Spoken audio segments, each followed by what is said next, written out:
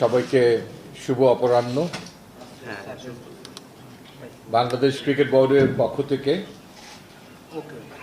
আমি বাংলাদেশ জাতীয় ক্রিকেট দলের নাম ঘোষণা করছি, যে দলটি টি-20 বিশ্বকাপে অংশগ্রহণ করতে যাচ্ছে 2024 সালে।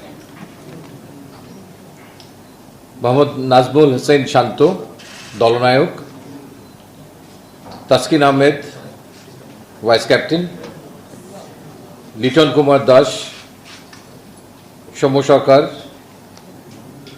তনজিদ হাসান তামিম, সাকিব আল হাসান, মোহাম্মদ তহিদ হৃদয়, মাহমুদুল্লাহ রিয়াদ, জাকের আলী আনিক,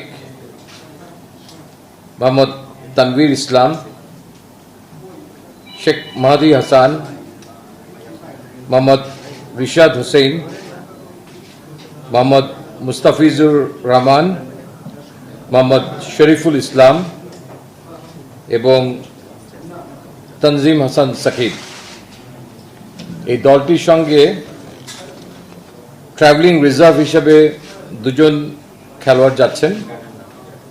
তারা হচ্ছেন হাসান মাহমুদ এবং আফিফ হোসেন ধ্রুব।